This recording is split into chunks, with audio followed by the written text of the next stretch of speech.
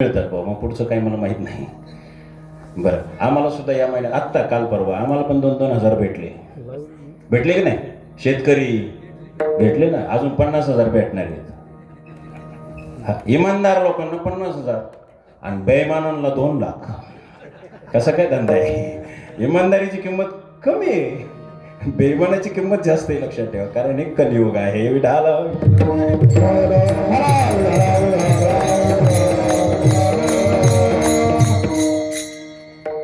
इमानदार मध्ये पण गडबड आहे बरं का. लक्षात ठेवा, 365 दिवसाच्या आत जर कर्ज भरला असेल तर 50,000.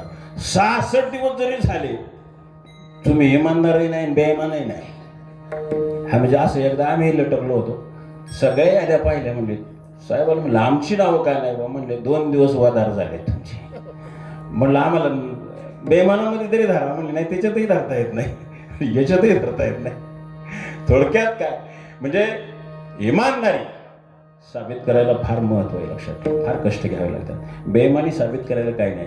3 वर्ष बँकेचे किती फोन येऊ दे, उचलायचेच नाही.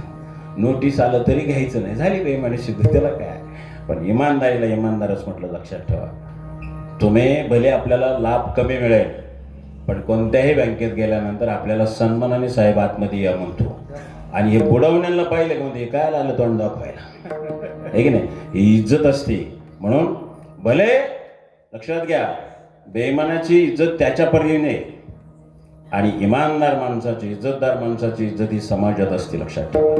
विठाला विठाला.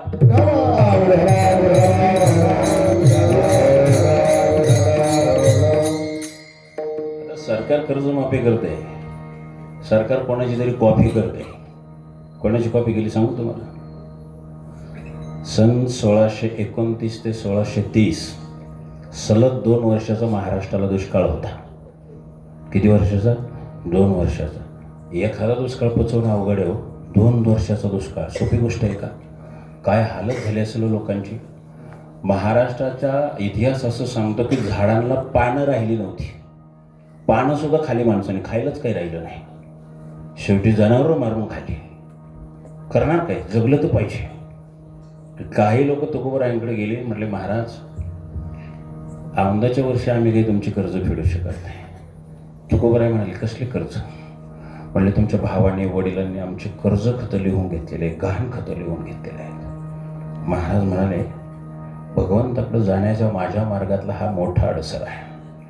म्हणजे 8 पिढ्यांची जी पूर्वजात बापजाद्याची जी कमाई आहे ती मी या ठिकाणी तुमच्यासाठी खर्च करतो. आणि एक सांगून जातो तुम्हाला, जगाच्या पाठीवर शेतकऱ्यांसाठी पहिली कर्जमाफी करणारे जगद्गुरु तुकोबराय होते. मग आता हे त्यांनी कॉपी केली. आताचे जे कोण तुमचे मागचे पुढचे जे कोण असतील ते, याची सुरुवात करणारे जगद्गुरु तुकोबराय. लक्षात ठेवा.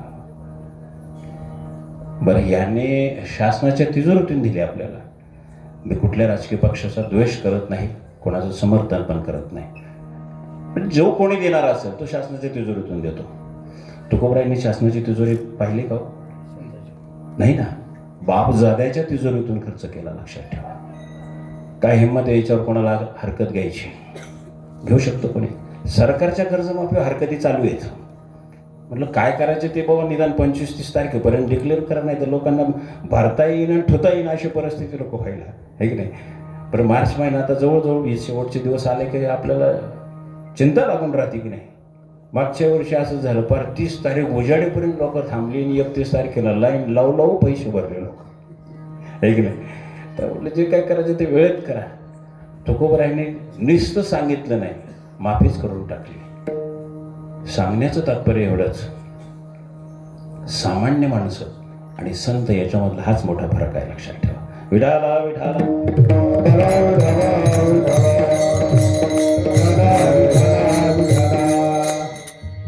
भैरवनाथाच्या प्रांगणामध्ये आपण कीर्तन सेवा सुरू करत आहोत. भैरवनाथाचं सामर्थ्य फार मोठं आहे. ब्रह्मदेवाला 5 शिरं होती. किती होती? 5. मुख्य शिर मध्ये इकडून 2 इकडून 2 अशी 5 शिरं होती. पण एक प्रकार असा झाला, भैरवनाथाचा जन्म वादातून झालाय बरं का. वादातून म्हणण्यापेक्षा भांडणातून झालाय. भांडण कोणाचं होतं? भैरवनाथाचं आणि महाविष्णूचं. लक्षात ठेवा. भांडण यासाठी होतं की दोघांनी एक दिवस अचानक काय त्यांना उपराती सुटली, ते महादेवाला श्रेष्ठ मानेना. बरं, महादेवाला श्रेष्ठ मानेना, मग यांच्यात तरी एकमत व्हायला पाहिजे की नाही. बऱ्याच वेळेला असं लोकांमध्ये स्वतःच्या मोठेपणासाठी कोणालाच किंमत देते नाही लोक. म्हणजे माणसाशी वागतात असं नाही, देवसुद्धा तसेच वागले, लक्षात ठेवा. ब्रह्मदेव म्हणाला, मी सृष्टीचे निर्माण करताय, माझ्यापासून सृष्टी निर्माण होते, मी ठरवलं तर. आपण कधी कधी म्हणतो ना विधी लिखित, हा विधी म्हणजे ब्रह्मदेव, लक्षात ठेवा. त्याच्या मर्जीवर असतं उत्पत्ती सगळे. मग मी जर साऱ्यांची उत्पत्ती करतो तर मीच श्रेष्ठ आहे. ब्रह्मदेव महाविष्णू म्हणाले, तू उत्पत्ती करतो रे, पण त्यांना जगवायचं काम आपल्याकडे, ते डिपार्टमेंट माझ्याकडे. तू असेल राष्ट्रपती, आपण अर्थमंत्री मी आहे, माल सोडला तर पुढं काही हालत नाही की नाही. भगवान श्री हरी विष्णूंनी सांगितलं, पालन पोषण करण्याची जबाबदारी माझी, तू लाख जन्माला घालची, पण ती जगली पाहिजे ना. पोषितो जनासी एकला पोषितो जनासी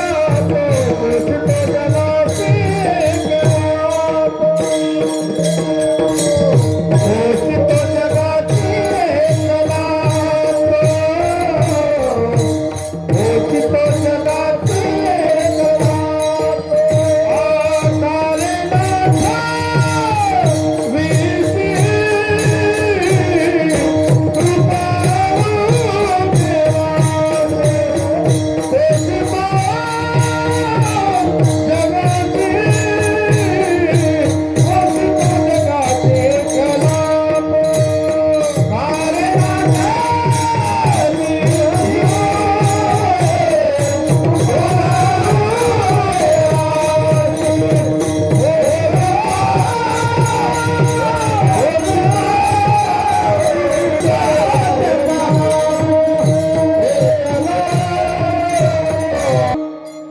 कलाकारांसाठी एकदा जोरदार टाळ्या. आता सप्ताह कमिटी उद्या काय देईल तो भाग वेगळा, पण आजच संधी आहे तुम्हाला. यांना देण्यासाठी तुमच्याकडे एकच गोष्ट आहे, त्या म्हणजे टाळ्या. आणि त्या टाळ्या या लोकांना खऱ्या अर्थाने प्रेरणा देतात, उत्साह देतात. आणि त्या देण्यासाठी कमी पडू नका. कारण त्याचं सांगतो, एक त्यांच्यासाठी देत आहे. दुसरं कारण असं आहे की आमचं आयुर्वेद सांगतं, योगशास्त्र असं सांगतं, तुम्ही जर कीर्तनात टाळ्या वाजवल्या तर मरेपर्यंत तुम्हाला अटॅक येणार नाही. मग टाळ्या वाजवल्या पाहिजे की नाही. बरं, कोणाला असं वाटतं की मला अटॅक यावं म्हणून? नाही, कोणाला वाटत. सगळ्यांना वाटतं मी 100पर्यंत जावं. तसं आता जात नाही माणसं, तो भाग वेगळा. हा म्हणजे आपल्या देशाचा दुसरा नंबर आहे. कशामध्ये? लवकर मरण्यामध्ये. हा, आपल्या देशाची सरासरी 65, कुठून 70, 71, 72 संपला काय का. कधीतरी एखादी दसक्रिया 94, 92, 95 अशी कधीतरी, पण सरासरी 65-70 चावरे झालेले आपला. ते म्हणा आपला दुसरा, मग पहिला कोणचा? पहिला आपल्या सावत्र पुतण्याचा आहे. नाही कळत? त्याला भारत माता म्हणते, पण त्याला चुलताही कोणी म्हणा, ऐक नाही. पाकिस्तानचा पहिला नंबर आहे. लोक ते 60 मध्येच घुटमळत आहेत. याच्यात आपला जो दुसरा नंबर आहे ना, याच्यात आपला शेवटचा नंबर यावा, काही नाही. असं कोणाला वाटतं का माझा शेवटचा नंबर यावा, पण याच्यात शेवटचा असावा. सगळ्यात जास्त आयुष्य जगणारी माणसं ही हिंदुस्थानात असली पाहिजे. एक काळ होती, या हिंदुस्थानाला संत भूमी म्हणतात, देवभूमी म्हणतात. का? जगात काही भूमी नाही, इथंच देव अवतारी का झाले. आणि त्याच्यामध्ये सगळ्यात जर महत्वाची भूमी जर कोणती असेल तर ती आपली भूमी, लक्षात ठेवा.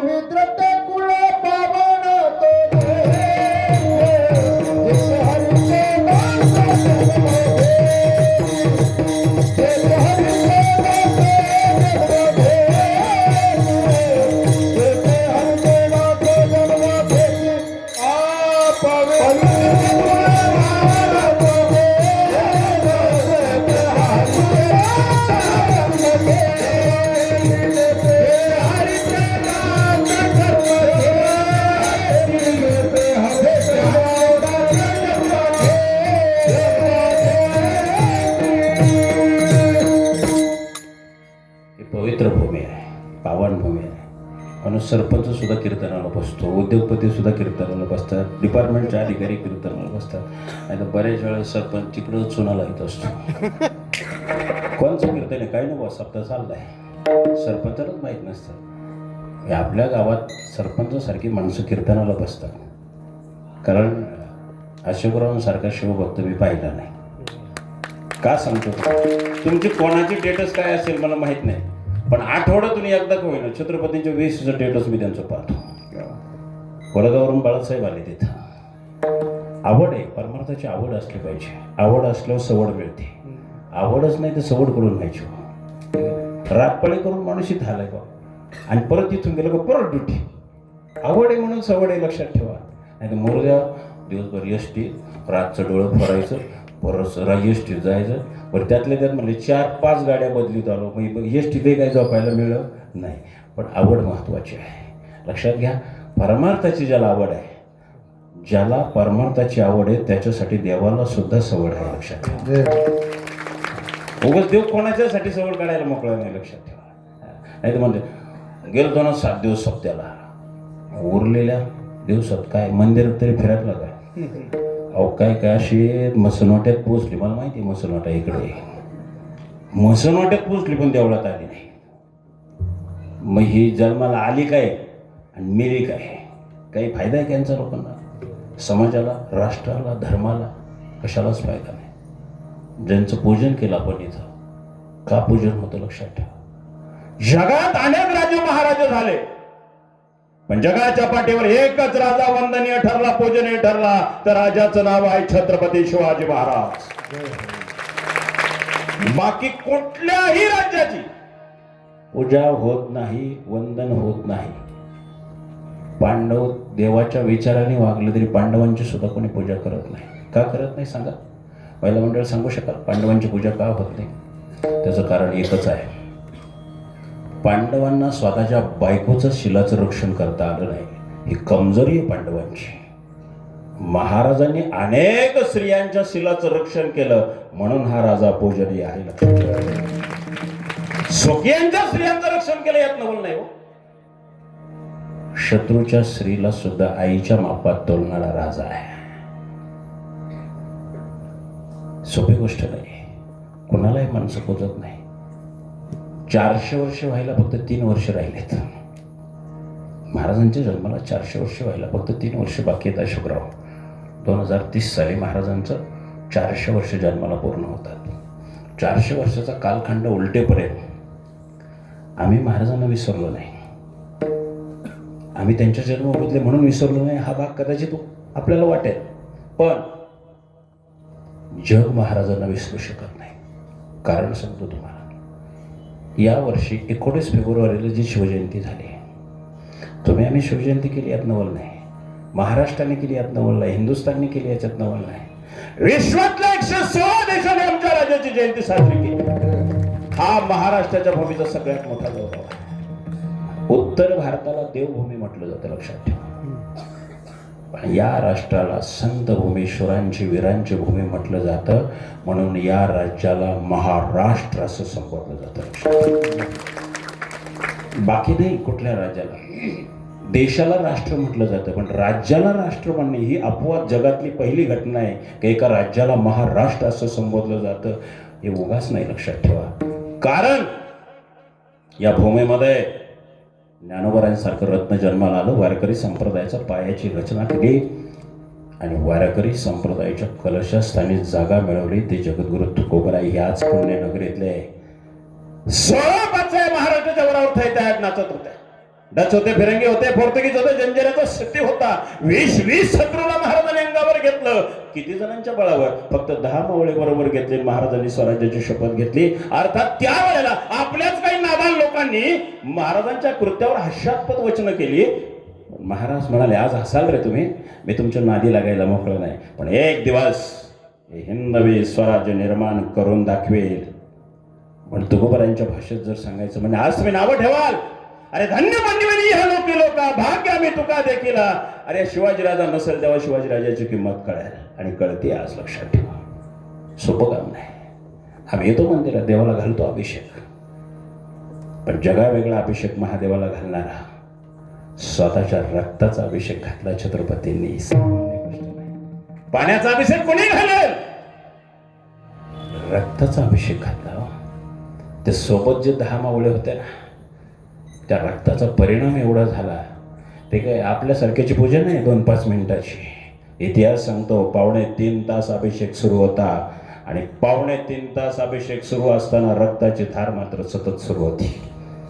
बाजूच्या 10 मावळ्यांनी पाहिलं, देव देश धर्मासाठी हा राजा स्वतःच्या रक्ताची सुद्धा पर्वा करत नाही. म्हणून या राजासाठी आणि या हिंदवी स्वराज्यासाठी आम्ही मेलो तरी चालेल, पण राजासाठी मरणार, राष्ट्रासाठी मरणार. का 400 वर्ष या राजाला पूजलं जातं? त्याचं एकमेव कारण, हा राजा 3च गोष्टीसाठी जगला. एक, देव, देश आणि धर्म. या 3 गोष्टीसाठी हा राजा जगला. म्हणून राजा वंदनीय आहे, म्हणून पूजनीय आहे. लक्षात ठेवा. एकच राजा इथे जन्मला, एकच राजा इथे जन्मला, पुणेरी किल्ल्यावर. माझ्या राजाला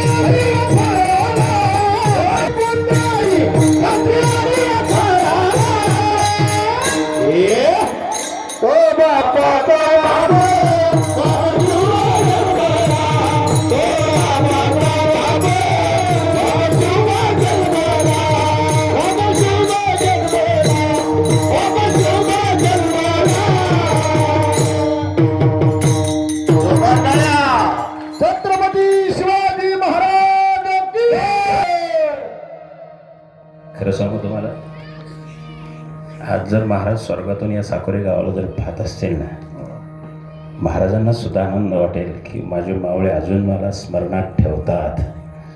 विठाला विठाला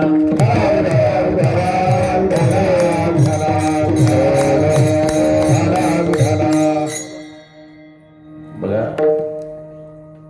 आमच्या स्त्रिया कौतुक करतील यात नोंद नाही. माझं महाराजांचं महिला धोरण याच्यावर स्टार प्रवाहाला माझं एक कीर्तन आहे. स्टार प्रवाह पिक्चरला पण एक कीर्तन आहे.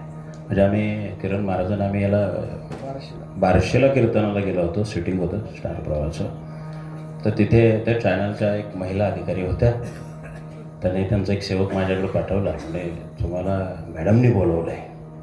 म्हणलं माझ्याकडं काय काम बाबा? नाही बोलवले. म्हणले चला लगेच चला. म्हणलं टाईम आहे अजून शूटिंगला अर्धा तास. नाही लगेच बोलवलं आहे. म्हणलं गेलो. मला वाटलं महाराज आपण शिवचरित्र खूप सुंदर सांगता असं आम्ही ऐकलं आहे. नाही म्हटलं येडवाकडं सांगतो मी. फार विद्वान असं म्हणून नाही घ्यायचं कधी स्वतःला. मीपणा नाही दाखवायचं कधी. नाही आमची एक इच्छा होती. म्हटलं काय इच्छा आहे? पुढे एखाद्या वेळेला आम्ही तुम्हाला जेव्हा शूटिंगला बोलवू त्यावेळेला महाराजांचं महिलाविषयी धोरण याच्यावर एखादं कीर्तन द्याल का मला? म्हटलं देऊ की. तेव्हा कशाला? आता लगेच देतो की. ते म्हणलं ते अभ्यास वगैरे. म्हटलं तर झाला आहे सगळा. अभ्यास होऊन गेलेला आहे. पुन्हा करण्याची गरज नाही.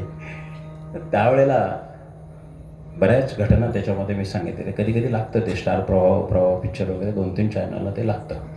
विशेषतः म्हणजे महिलांविषयी महाराजांची भूमिका काय होती. शिवाजी महाराज एक 2-3 घटनेपुरते आम्ही ऐकले. अफजल खानाचा पुतळा फाडला, शाहीसाची बोटं छाटली, बादशाहच्या हातावर तुरी दिल्या, झाले महाराज. आम्हाला एवढेच माहिती आहे. पण याच्यात पलीकडचे जर महाराज तुम्हाला कधी ऐकायचे असतील तर ते पलीकडचे महाराज ऐकावेत. म्हणजे अफजल खानाचा पुतळा फाडला हे आपण एका मिनिटात सांगू शकतो. पण तो कसा फाडला हे सांगण्यासाठी मला 5 दिवस लागतात. त्याच्या पाठीमागचं प्लॅनिंग, नियोजन हे फार महत्त्वाचं आहे. महाराजांच्या चरित्रातून ह्या गोष्टी शिकल्या पाहिजे बाळासाहेब. त्याचं कारण सांगतो तुम्हाला. मी नेहमी सांगतो, म्हणजे मोठ्या मोठ्या व्यासपीठावर मी जेव्हा जातो तेव्हा प्रत्येकाला सांगतो, तुम्ही शेती करत असाल, व्यवसाय करत असाल, नोकरी करत असाल, मोठे उद्योगपती असाल, पण छत्रपतींच्या विचारसरणीला अनुसरून जर तुम्ही तुमचा व्यवसाय, नोकरी, चाकरी, धंदा करत असाल तर एक दिवस तुमच्या व्यवसायातले तुम्ही छत्रपती असाल. हे ताकद आहे. माझं स्वतःचं उदाहरण सांगतो तुम्हाला. बिना वकिलाची एक जमिनीची केस लढलो मी. 3 वेळा अपील झालं, 3 वेळेला माझ्या बाजूने निकाल लागला. मला बऱ्याच लोकांनी विचारलं, तुम्हाला कोणीतरी मागून माहिती देणारा आहे कोणीतरी? म्हणलं आहे ना. मग कोण आहे ते वकील? म्हणलं माझ्या वकिलाचं नाव तुम्हाला सांगितलं तर कळणार नाही किंवा तुम्ही मान्य नाही करणार. नाही हो, सांगावं कोण असं नामवंत मनुष्य तुमचा युक्तिवाद फसत नाही. म्हणलं कसं फसत? ज्यांच्याकडून ऐकतो तोच महान व्यक्ती आहे ना, तर चुकीचं माहितीच मिळणार नाही. म्हटलं कोण आहे? म्हटलं त्या व्यक्तिमत्वाचं नाव आहे छत्रपती शिवाजी महाराज. आणि म्हणून ज्यावेळेला मी अशोकराव घराचं जेव्हा मी काम केलं, एका बेडरूमची जागा महाराजांना दिली, 10.5 फूट उंचीचं छत्रपतीचं स्मारक केलं. मोठेपणा म्हणून नाही, रोज महाराजांचं दर्शन व्हावं, त्यांच्याबरोबर थोडाफार वेळ घालता यावा. दररोज शिवनेरीला जाऊ शकत नाही, दररोज रायगडला जाऊ शकत नाही. जेव्हा कधी वेळ असतो तेव्हा विरंगुळा म्हणून शिवाय देवीकडे जाऊन बसतो मी. पण दररोज शक्य होत नाही ते, कारण दौरे आमचे जवळपास 5-6 राज्यांमध्ये होत असतात. प्रत्येक वेळेला तितका वेळ मिळेल असं नाही. पण महाराजांच्या सानिध्यात राहिल्यानंतर, म्हणजे आपल्या घरात अशी छोटीशी प्रतिमा ठेवा, एका छोटासा फोटो ठेवा, आणि सकाळी तुम्ही तुमची देवपूजा उरकल्यानंतर महाराजांसाठी एखादं पुष्प अर्पण करा. काही नसेल तर तो जो आपला पूजेचा कलश असतो ना, त्यातले 2 थेंब जरी महाराजांच्या चरणावर अर्पण केले ना, तुमचा दिवस चैतन्यमय जाईल. हे मी ठामपणे सांगतो. आणि दिवस एकदा चैतन्यमय गेला की माणसाच्या मनातलं नैराश्य दूर होतं. बघा, तुम्ही कोणाच्याही नावाचा गजर करा, काही फरक नाही पडत माणसाच्या जीवनात, पण छत्रपतींचं नाव फक्त ओठावर येऊ द्या, मरगळलेल्या मनात 1000 हत्तीचं बळ निर्माण होतं. ही ताकद त्या नावामध्ये आहे, लक्षात ठेवा. आणि भाग्य आमचं असं आहे, या मातीवर त्यांची पावलं उमटली, त्या मातीवर आमची पावलं उमटतात. एवढा आम्ही भाग्यवान आहोत, लक्षात ठेवा. उगाच म्हटलं जात नाही भरतखंडे नरदेह प्राप्ती. हा, इथं नरदेह मिळण्यासाठी इतकी सोपी गोष्ट नाही. गतजन्माची आमची पुण्याई होती म्हणून ही भूमी इतकी पावन आहे, इतकी पावन आहे. तर ज्ञानोबरायांची चरणकमलं उमटली, तुकोबरायांची उमटली, छत्रपतींची उमटली. विचार करा, उद्या अमावस्या आहे, परवा गुढीपाडवा आहे. गुढीपाडवा साजराच करू नये हिंदूंनी असं षडयंत्र होतं एक दिवस. आणि अमावस्येच्या ऐन मध्यरात्री याच राजाचा सुपुत्र धर्मवीर संभाजी महाराज शिरकलम केला गेला. 39 दिवस झाला कष्ट सहन केला, देह सोडला पण धर्म नाही सोडला, लक्षात ठेवा. त्या राजाचा उद्या बलिदानाचा दिवस आहे. कोणाच्याही पोटी अशी विभूती जन्माला नाही येऊ शकत. सैबार आणि साहेबांसारख्या माऊलीची कोस पवित्र होते आणि या राजाचे संस्कार होते त्याच्यावर. जगाच्या पाठीवर मराठ्यांच्या बाहुबलामध्ये ताकद काय आहे ना, दाखवून देण्याचं काम संभाजी महाराजांनी केलेलं आहे. वाघाच्या जबड्यात घालणे हात, मोजीन जात ही जात मराठ्याची. वाघाचा जबडा फाडण्याचं सामर्थ्य शंभूराजांमध्ये होतं. आज मराठी न्याबळाट झाले हा भाग सोडून द्या, पण आजही जगात मराठे नावाचा दरारा कायम आहे, लक्षात ठेवा, कायम आहे. तुम्ही कदाचित समजत असाल मुस्लिमांना आम्ही घाबरतो, गल्लात मुस्लिम मराठ्यांना घाबरतात, लक्षात ठेवा. नाद नाही करायचं मराठ्यांचा. इतिहासात एक म्हण रूढ झाली बाळासाहेब, हुजूर मराठे आ गए. एवढं ऐकलं ना, नाही आले तरी पळत सुटायचे. हा, लई ताकद होती यांनीच तेवढ्या एका वाक्यामध्ये. बाजीरावांचा एक प्रसंग सांगतो. बाजीरावांचा म्हणजे माझा नाही, पण ते काय होतं, बाजीरावांचं नाव आठवलं की लोकांना मस्तानी आठवते, त्यांचा पराक्रम नाही आठवत. त्याने एकदा जाणीवपूर्वक आपल्या पुण्यामध्ये एक हैदराबादच्या निजामाच्या विरुद्ध मोहीम मुकरर केली आणि लीक केली. जाणीवपूर्वक होत नव्हते मराठ्यांच्या मोहिमाली, पण जाणीवपूर्वक लीक केली. त्या निजामाला कळालं श्रीमंत राव चालून येतात पुण्यावर. घाबरलं ते तिकडं. यांनी पुण्याची वेस पण ओलांडलेली नव्हती. ते हैदराबादचं निजामाचं ते आसन सोडून तो 42 कोस पळून गेला. किती कोस? त्यावेळेला कोसात मोजलं जायचं अंतर, किलोमीटरमध्ये नाही. 42 कोस पळून गेला. आणि जेव्हा इकडं कळालं श्रीमंत रावांना, बाजीरावांना कळालं, त्यांनी काय केलं असं, दुगण्या गतीनं फौज नेली. 24 तास फौज पळत होती. जाऊन आयता ताबा घेतला, लावला भगवा, डवलाने भगवा फडकावला. निश्चित दहशतीपोटी काय कळालं होतं तिकडं, हुजूर मराठी आ गए. एवढ्या एका वाक्यात आयतं तख्त मिळालं. हे निर्माण करणारे छत्रपती शिवाजी महाराज आहेत. विठाला विठाला.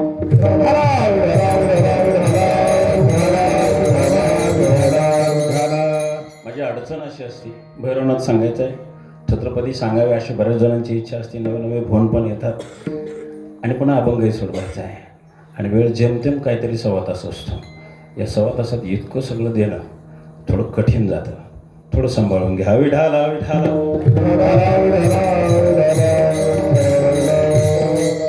आता तुमचा जो विषय तो थांबवतो, कारण त्या विषयात मी गेलो तर मग मला परत इकडे येता यायचं नाही. म्हणजे महिलांविषयी पुन्हा कधी जर तुमच्याकडे आलं तर छत्रपतींचं महिला धोरण याच्यावर निश्चितच चांगलं बोलेल.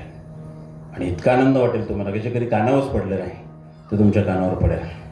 फक्त एक वाक्यात सांगून जातो, त्या काळातल्या ज्या स्त्रिया होत्या ना, तर सगळ्यांचा दादा एकच होता. त्या दादाचं नाव होतं छत्रपती शिवाजी महाराज. एकच दादा होता त्यांचा. कारण त्या दादाने त्यांच्या कपाळावरचं सौभाग्य राखून ठेवलं होतं, त्यांच्या शिलाचं रक्षण केलं होतं. त्याच्या आधी कुठलाच दादा नव्हता, असा एकच दादा भेटला त्यांना. आणि म्हणून राजा जरी प्रत्यक्ष भेटला नाही तर घरात सुद्धा राजाच्या नावाने आजही त्या काही काही घरांमध्ये राखी बांधली जाते, कारण तो आमचा भाऊ आहे. या भावना आमच्या स्त्रियांच्या मनामध्ये आहे. विठाला विठाला.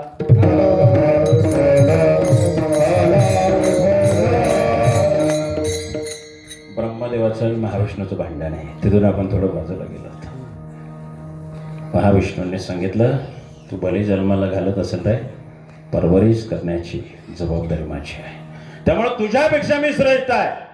तू लाख जन्माला घालशील पण ती जगलीच नाही तर जगवायचं काम माझं आहे, म्हणून मी श्रेष्ठ आहे. भांडण विकोपाला गेलं. भांडण विकोपाला गेलं म्हणल्यानंतर महादेवांनी त्या ठिकाणी सोडवण्याचा प्रयत्न केला, कारण ही दोन्ही लेकरं त्यांचीच आहेत. महादेवच्या आधी कोण नाही बरं का, लक्षात ठेवा. म्हणजे आपलं जे गणित चाललंय ना, 33 कोटी, हा मूर्खपणा आहे सगळा. हे बाकीचे सगळे देव आहेत, तो एकटा महादेव आहे, लक्षात ठेवा. म्हणून आमचा एकच देव आहे. या सगळ्यांना त्यासाठी शिवपुराण ऐकलं पाहिजे, मग कळतं आमच्या देवदेवतांची किंवा आमच्या साऱ्यांची उत्पत्ती कशी झाली, सृष्टीची उत्पत्ती कशी झाली. पहिले खोटेच नव्हते काय, चंद्र सूर्य तारा नाही, अवघे शून्याचे होते पाहिजे, तेथे एक ढालगज निर्माण झाले. का नवा ही ढालगज म्हणजे कोण आहे, हे अभंगात दुसऱ्या चरणात त्याचं वर्णन आहे. आदी माया आहे.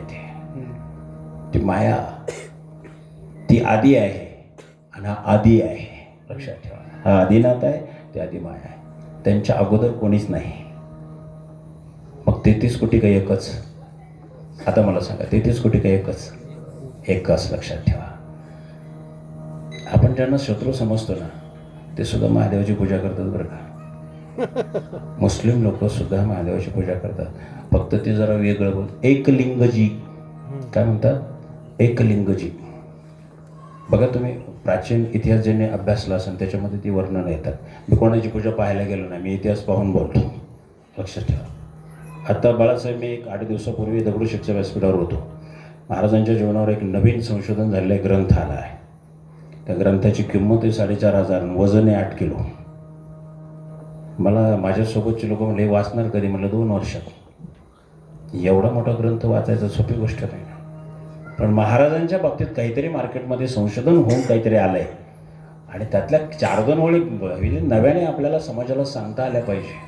आता या 3च गोष्टीत महाराजांना लोक अडकून ठेवतील. मगाशी सांगितलं, त्याच्या पलीकडचे महाराज समजून घेतले पाहिजे. आणि ते नाही समजून घेतले तर आमचा राजा आमच्या भूमीत जन्माला आम्हालाच कळू नये, जगाला कधी कळणार आहे? आज जे चाललंय ना सध्या, ते डॉलर, पेट्रोल, डिझेल वगैरे, याच्या पाठीमागं सुद्धा शिवाजी महाराजांचा वाटा आहे. कसं सांगतो तुम्हाला, अमेरिकेची जी डॉलर सिस्टम आहे ना, डॉलर, म्हणजे महाराजांबद्दल बोलायला लागलं की मला बाहेर येणं लय अवघड होते. या अमेरिकेच्या डॉलरचे जनक छत्रपती शिवाजी महाराज आहेत. आता ते कसं त्याचा विस्तार करून सांगणं फार अवघड आहे. महाराजांनी जेव्हा त्यांचं स्वराज्य निर्माण झालं त्यावेळेला होण आणले होते. होण, तर ते होण कसे मोजायचे होते, एका होणची किंमत त्यावेळेला इतिहास सांगतो 3.5 रुपये होती. मग ही जी आयडिया आहे छत्रपती शिवाजी महाराजांची, त्या अमेरिकेने उचलली, आपल्याला नाही उचलता आली. आणि समुद्रामध्ये आमची गलबत असावी. हिंदुस्थानच्या नेव्हीचे जनक जर कोण असेल ते सुद्धा छत्रपती शिवाजी महाराज. आज विक्रांत नावाची युद्धनौका तिथे इराणजवळ पोहोचली म्हणून तुम्हाला गॅस आणि पेट्रोल डिझेल पोहोचलं. लक्षात ठेवा, ही शिवाजी महाराजांची आयडिया आहे. लक्षात ठेवा, आज शिवाजी महाराजांचे विचार आमच्या साऱ्यांसाठी प्रेरणादायी आहे. फक्त ते आम्ही समजून घेतलं पाहिजे. विठाला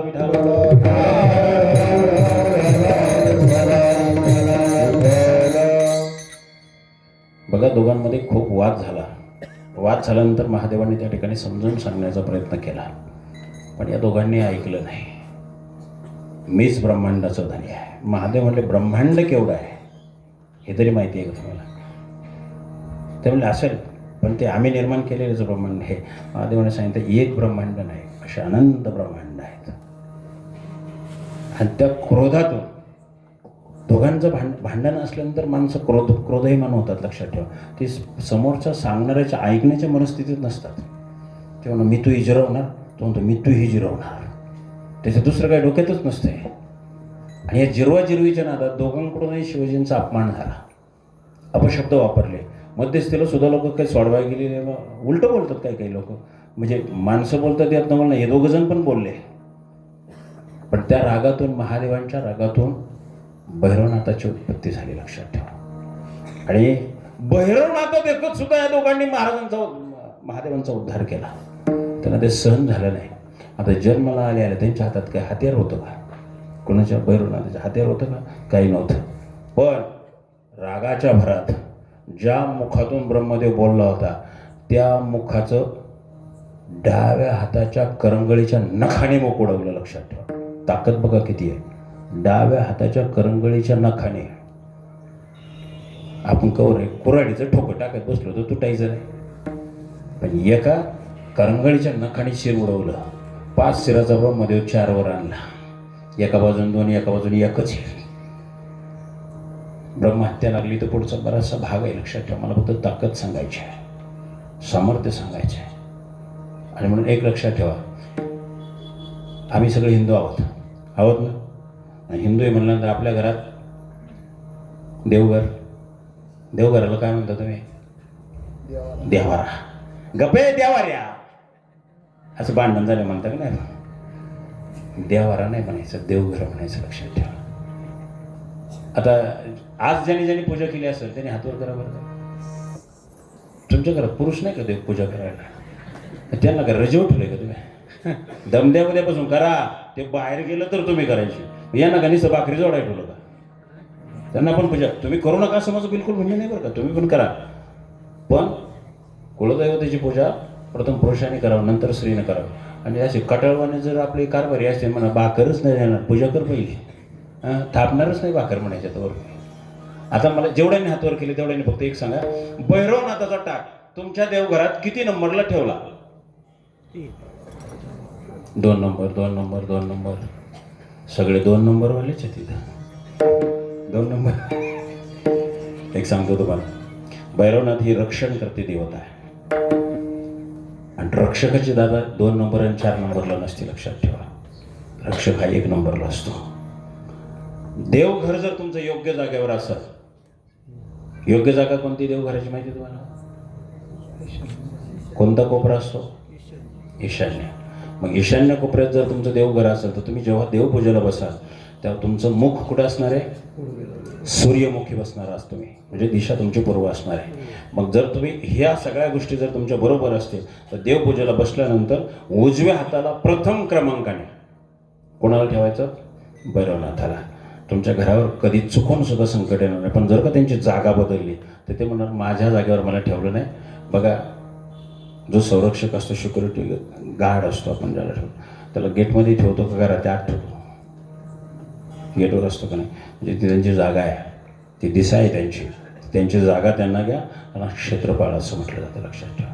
काशी का कोतवाल आजही, आत्ताचा सध्याचा जो कोतवाल म्हणजे कोण? कलेक्टर.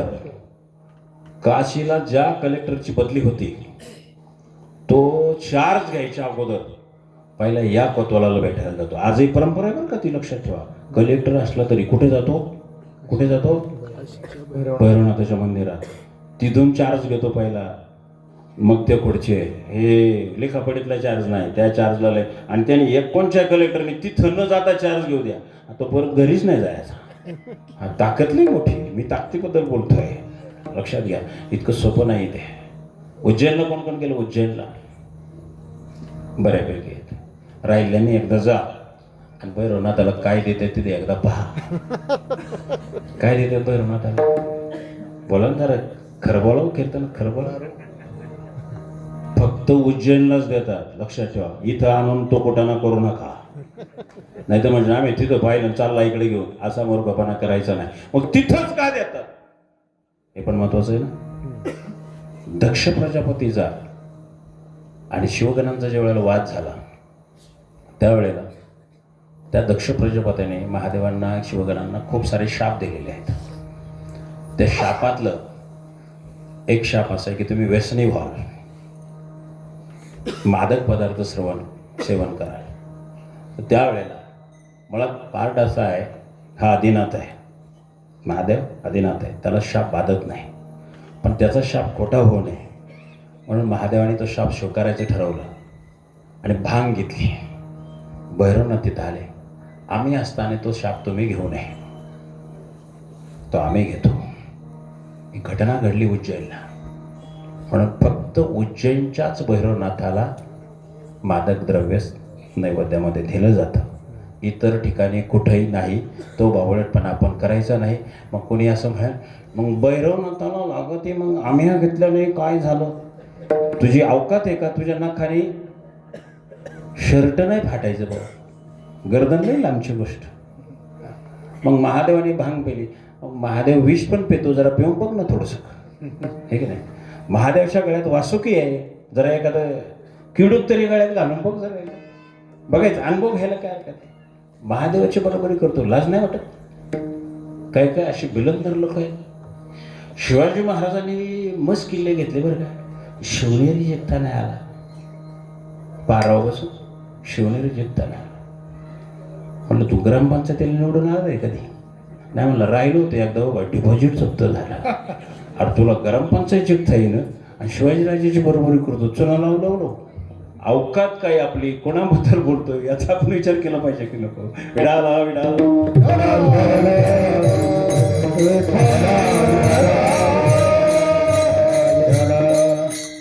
माणसाच्या जीवनामध्ये इथं अभंगाची सुरुवात अशी, ताठा म्हणजे काय? अहंकार, अभिमान. हा ताठा नावाची गोष्ट अशी प्रकार आहे ना, ते माणसाला माणसातून उठवते. तुकोबराय म्हणाले ही गोष्ट मला नको. या अभंगामध्ये बऱ्याच वेळा मागणीपर जरी अभंग असला तर या मागणीत तुकोबराय काय म्हणले, मला काही द्या असं नको म्हणे, मला हे नको आहे, याची मला गरज नाही. कारण ज्यांच्या अंगात ताठा निर्माण झाला त्यांचं पतन झालं. ब्रह्मदेवाचं शिर कशामुळे उडालं? अंगात ताठा निर्माण झाला. रावणाला मरावं का लागलं? अंगात ताठा निर्माण झाला. सख्या भावाला लात मारली हो, तो समजून सांगायला गेला होता विभीषण. ऐकलं का त्याचं? नाही. बरं, आता भावाने भावाला लात मारली, मग भावाने कुठं जावा? कुठे गेलं पाहिजे भावाने? आताचा भाऊ पहिला सासरवाडीला जाईल, तिथून वकील लोक नोटीस काढीन भावाला. पण विभीषण आईकडे गेला. विभीषण कोणाकडे गेला? आईकडे गेला. आईकडे गेल्यानंतर आईने सल्ला दिला, आता कोणाकडेच जाऊ नको म्हटले, तुला एकच जागा आहे सन्मानाची, भगवंताला शरण जा. रामरायाला शरण गेले आणि पहिल्यांदा विभीषणाने पक्ष बदलला. रावणाचा पक्ष सोडला आणि रामाच्या पक्षात आले. आल्या आल्या राज्याभिषेक. तेव्हापासून पक्ष बदलायचे बाळासाहेब, तेव्हापासून पद्धत सुरू झाली पक्ष बदलायची. बिंबिसाराने पहिला पक्ष बदलला, राजा झाला ना, इकडून नाही तिकीट मिळालं इकडं जातात माणसं, नाही निवडून तर काहीतरी होईल. पक्ष बदलायची सुरुवात तेव्हापासून झाली, लक्षात ठेवा. पण ताठा अंगात असल्यामुळं रावणाला मरावं लागलं, ब्रह्मदेवाला एक शिर सोडावं लागलं, लक्षात ठेवा. आता काही काही लोक म्हणतात बुवाचा लय पाठ आहे, बुवाचा लय पाठ आहे, पण अंगात मरणाचा ताठ आहे. कोणी फक्त टाळ घेऊ द्या, हा थोडासा गेडावाकडे टाळ पडू द्या, ठेव खाली. मग तो सुद्धा म्हणतो महाराज हा पाठ टाळ, तुमचा सप्ताह मी चाललो घरी. सप्ताह वाढत नाही, माणसं गावात घडत नाही, त्याची कारणाची आहे. जुन्या एखाद्या कोणी, मी मग अशी तुम्हाला गाडीत एकत्र सांगितलं मुंबईमधलं, नाही वाढत एकही माणूस तिथं आहे, ती रिटायर होऊन आली घरी, राहिले 2-4 फक्त.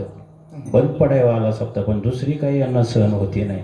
का आता का मसून वाट्यातून उठून टाळा धरणारे कोणीतरी तयार झाली पाहिजे ना मागं. पण नावं ठेवण्याशिवाय जर जमत नाही.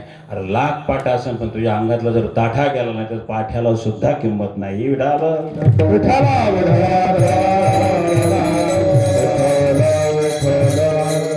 महाराज म्हणाले असला ताठा मला नको आहे अभंगाचं पहिलं. नको अभिमान, नको मत ताटा, नको अभिमान, नको मत ताटा, नको अभिमान, नको बाबा ताटा, नको अभिमान, नको बाबा ताटा, नको अभिमान, नको ताटा, नको अभिमान, नको मत ताटा, नको अभिमान, नको बाबा ताटा, नको अभिमान,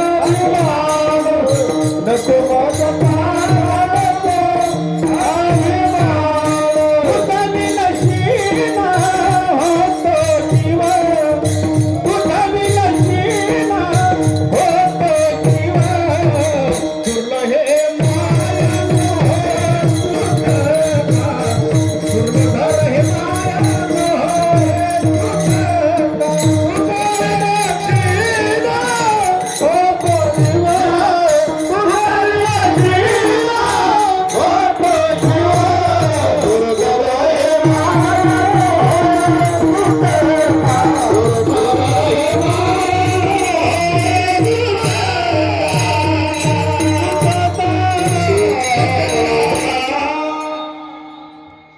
तुकोबराय सांगतात माया दुर्धर आहे, पण मायेचा शोध सगळे घेतात. आपण माया कशाला समजतो माहिती आहे? कशाला? थोडा वेळ लक्ष्मी म्हणूया, कारण लक्ष्मी सुद्धा तिचाच अवतार आहे. सगळेजण तिच्या पाठीमागे लागलेले असतात, हे की नाही? प्रत्येकजण, स्त्री असू द्या, पुरुष असू द्या, लहान लेकरं असू द्या, म्हातारा माणूस असू द्या, उद्या जायच्या बेतावर जरी आला तरी तो म्हणतो मिळाले पाहिजे, मिळाले पाहिजे. मला सांगा, आपण सारे लक्ष्मीच्या पाठी आहे, पण आमचं जीवन असं असावं लक्ष्मीनं आमचा पत्ता शोधावा. लक्षात आलं का तुमच्या? आम्ही सगळे लक्ष्मीचा पत्ता शोधतोय, पण लक्ष्मीनं कोणाचा तरी पत्ता शोधलाय, शोधते. कोणाचा पत्ता शोधला लक्ष्मीने सांगू तुम्हाला? महाराजांनी जिथे स्वराज्याचं तोरण बांधलं आणि तोरणा घेतल्यानंतर महाराज फक्त गडाची पाहणी करत होते. महाराजांच्या समोर एक गडाचा बुरुजाचा दगड निखळला आणि 2 हंडे पालथे झाले. खळखळ खळखळ खळखळ लक्ष्मी सोन्याच्या मोहरा कळल्या. महाराज जमा करायला गेले असतील नाही का? आपण जर असं पाहिलं असतं काय केलं असतं? पहिलं भर खिशात उपारणं सोड त्याच्यात पहा, फेटा सोड त्याच्यात पहा, जेवढं घेता येईल तेवढं घेतलं असतं. महाराज तसं नाही केलं. महाराजांनी दंडवत घातलं लक्ष्मीबाई साहेबांना, हात जोडले, योग्य समयाचा मार्गदर्शन दिले. लक्ष्मीबाई साहेब तिथून म्हणाल्या, वैकुंठातून किती दिवस मी तुझी वाट पाहत होते. बघा, जगाच्या पाठीवरचा पहिला राजा आहे का 32 मन सोन्याचं सिंहासन या राजाची वाट पाहत होतं. 350 वर्ष वाट पाहत होतं. मला पवित्र करण्याचं सामर्थ्य त्याच्यात आहे. जेव्हा सप्तगंगांची जलधार महाराजांच्या डोक्यावर धरली, इतिहासकार वर्णन करतात त्या गंगा बोलू लागल्या, हे राजा, अरे स्वतःचा मलिनपणा घालवण्यासाठी आमच्यामध्ये स्नान करायला अनेक जण आले, पण आमच्यातला मलिनपणा घालवायला कोणीच नाही आलं. आज आमच्या जलाने तुझ्या मस्तकावर धार धरती आहे, त्या धारेने खऱ्या अर्थाने तुझ्या स्पर्शाने आम्ही पतित आणि पावन झालो, या सप्तगंगांनी म्हणावं. एवढा पवित्र राजा आमचा. त्या 32 मन सोन्याच्या सिंहासनाने 350 वर्ष वाट पाहावी. का? तर लक्ष्मीचा आशीर्वाद प्राप्त असलेला राजा आहे आमचा. लक्षात ठेवा, मायेच्या पाठी कधीच लागला नाही हा माणूस. मी सांगितलं 3च गोष्टीसाठी जीवन जगले, देश, देश आणि धर्म. त्यांचं पूजन कीर्तनात मी नित्याने करतो. त्याचं कारण आहे, ते होते म्हणून कीर्तन आहे, ते होते म्हणून मंदिर आहे, ते होते म्हणून आमचं कपाळाचं सौभाग्य टिकून आहे. लक्षात ठेवा. म्हणून त्यांचं पूजन महत्वाचं. रावळच राहिली नसती तर सत्य कुठून, कीर्तन कुठून, काहीच नाही. म्हणून मी नेहमी सांगतो, अशोकराव सरपंच, पुढच्या वेळेला तुम्ही मला बोलवा नका बोलू, ते मला त्याच्याबद्दल आग्रह नाही करायचा, पण तुमच्या सप्ताहाच्या हँडवेलवर महाराजांसाठी थोडीशी जागा ठेवा. महाराजांचा फोटो राहू द्या. सप्ताह त्यांच्यामुळं आहे. भैरवनाथाचा फोटो मोठा छापा, पण छोटा का होईना पण छत्रपतींचा छापा. पण त्यांच्यामुळं आज आमची इज्जत आहे, त्यांच्यामुळं आज आम्हाला किंमत आहे, त्यांच्यामुळं महाराष्ट्र जगाच्या पाठीवर गरजला जातो. म्हणून त्या राजाचं त्या ठिकाणी योगदान आम्ही जाणलं पाहिजे. विठाला विठाला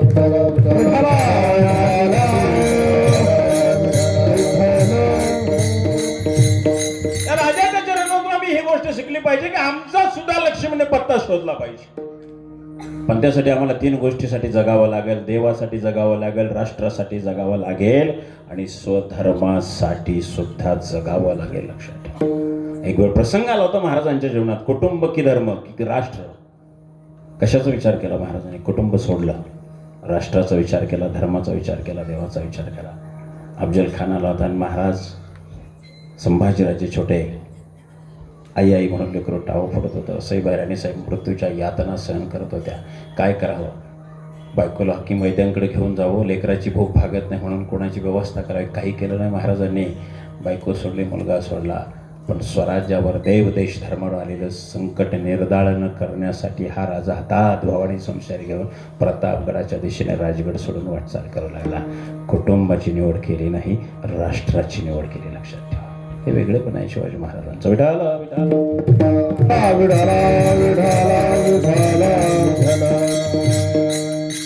आणि म्हणून एक लक्षात ठेवा, मायेच्या मागे नाही लागले कधी.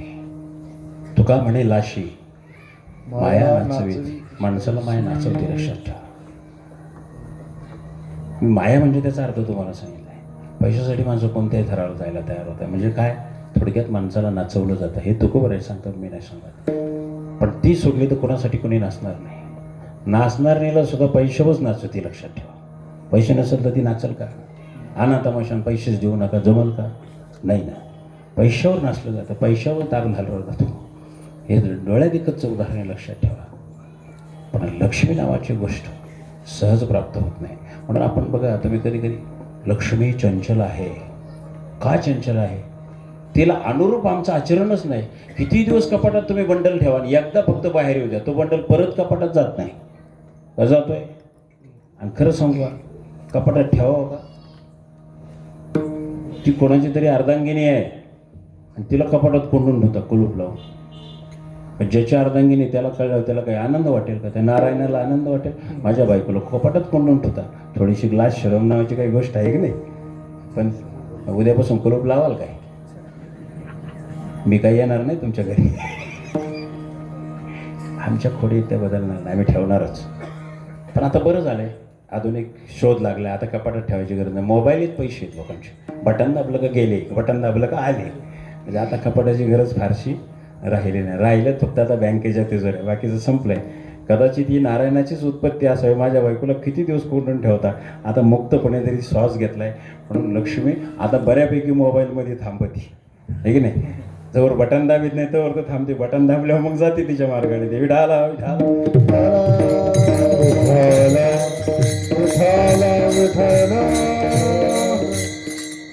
माया कशी आहे? ही सगुण गुण माया आहे.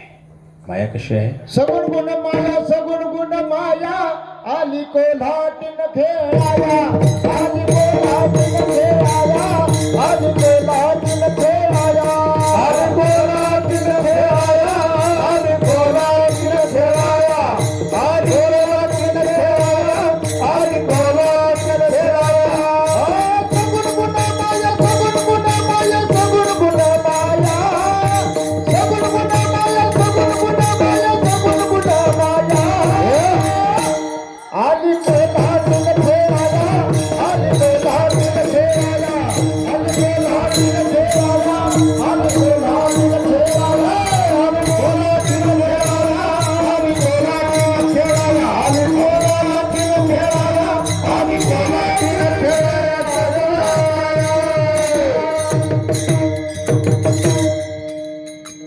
महाराज जर बघा इथे एक गोष्ट महिलांना महिला मंडळ थोडं ध्यान देऊन ऐका. महिलांना जागा नाही मागे इकडे ज्यांना जागा नसेल त्यांनी पुरुषांच्या मागे इकडे बसा. 50% काय 70% आरक्षण सरपंच देऊन टाकतील तुम्हाला. या पुढं इकडची जागा. ज्यांना जागा नसेल त्यांनी जरूर पुढे येऊन बसा. विठाला विठाला.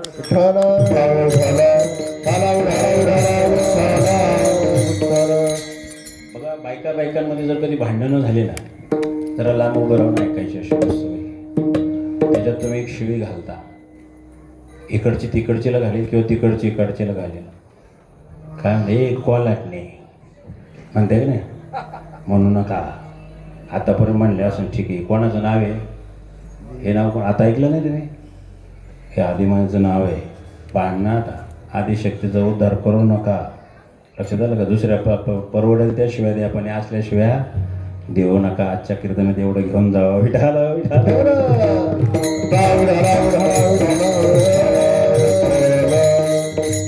अजून एक रूपाचे तुम्ही भांडणात नाव घेता. ए बाबाने आणि कोल्हाटे हे दोन्ही शब्द भांडणात वापरू नका. कारण ते आदिमाईची रूप आहेत. लक्षात ठेवा.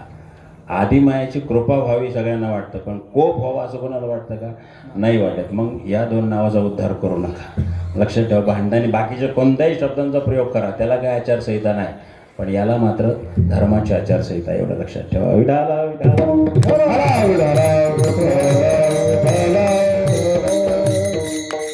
आदिमायाच्या स्वरूपाची निर्मिती कशी झाली ते थोडक्यात सांगतो आणि त्याचा भैरवनाथाशी काय संबंध आहे ते सांगतो.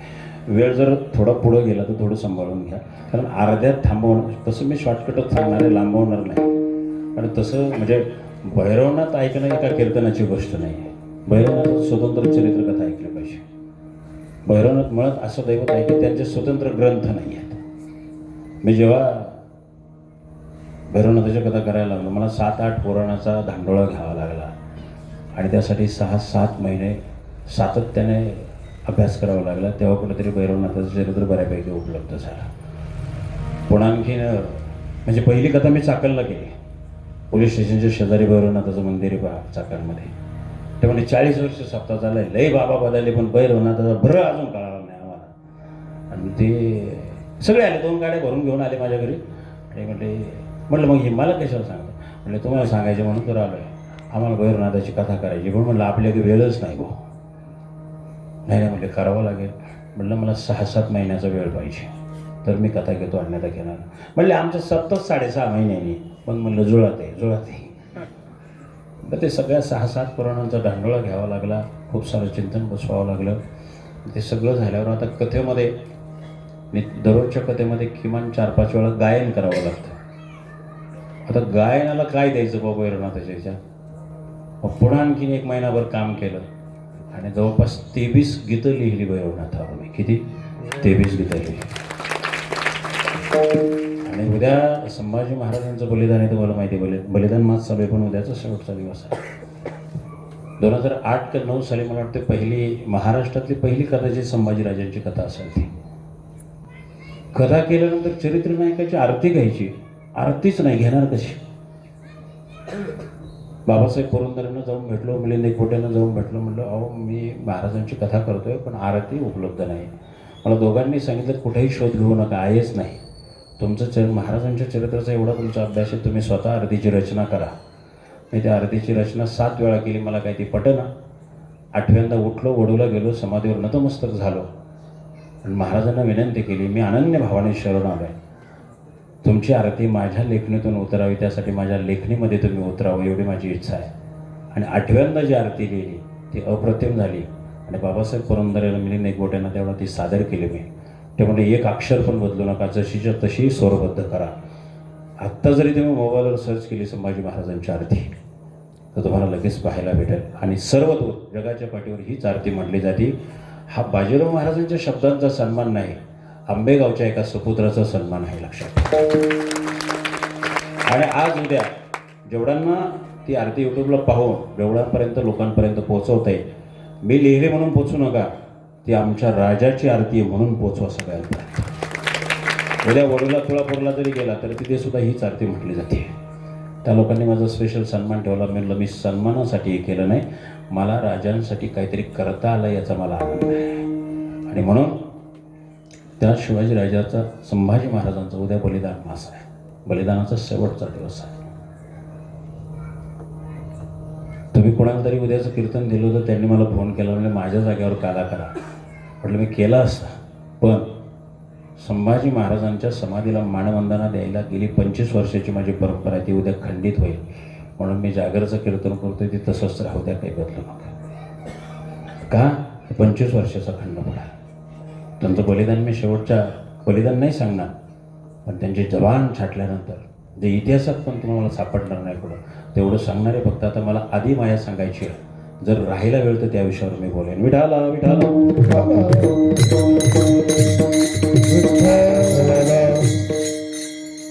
सती मातेने योग अग्नीच्या माध्यमातून आपलं देहाचं अग्निस्वरूप त्या ठिकाणी करून घेतलं. त्यानंतर भगवान श्री हरिविष्णूंनी स्वतःच्या सुदर्शनाने सती मातेच्या 51 भागात तुकडे केले. त्यानंतर महादेव इतके प्रचंड दुःखी झाले ते अमरनाथला गेले. फार विस्तार मोठा तेवढं सांगणार नाही, पण त्यावेळेला जे काही 51 भाग आहेत त्या 51 भागाची 51 शक्तिपीठं निर्माण झाली. आपल्याला 3.5च माहिती आहेत, पण 51 शक्तिपीठं निर्माण झाली. तर 51 शक्तिपीठातलं ज्या ठिकाणी रेणापूर नावाचं छत्तीसगडमध्ये मोठं अधिष्ठान आहे, तिथे आदिमायेचा खांदा पडला, खांदा. तिथे ते अधिष्ठान निर्माण झाला. पण ते अधिष्ठान निर्माण झाल्यानंतर ते नेस्तनाबूत करण्यासाठी अतिकाय नावाचा एक असुर होता. घनघोर तपश्चर्या केली त्याने, सूर्याचं तेज स्वतःला प्राप्त करून घेतलं. मग त्याच्या जवळ जरी गेलं तरी 10 व्हायचा माणसाचा, एवढं तेज होतं त्याच्या अंगामध्ये. एका पायाच्या अंगठ्यावर उभं राहून त्यांनी तपश्चर्या, शेकडो वर्ष तपश्चर्या केली. तपाचं सामर्थ्य तपेनं लामोक तरुण ज्ञानोबराय सांगतात, ते सामर्थ्य त्याला प्राप्त झालं.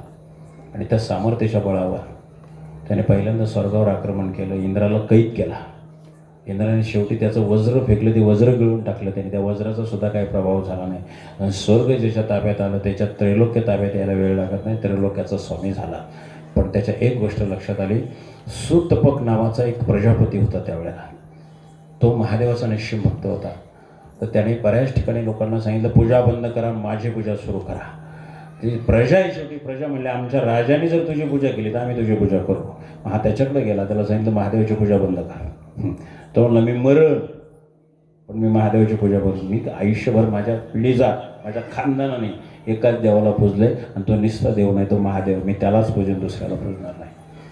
तर महादेव अमरनाथला गेलेत, एकांतवासात गेलेत. अर्थात त्यावेळेला भैरवनाथाचं कार्य सांगतो थोडंसं परत मध्ये. सृष्टीचं कार्य सगळं सोडून दिलं महादेवानं, दुःख होतं पत्नी गेल्याचं.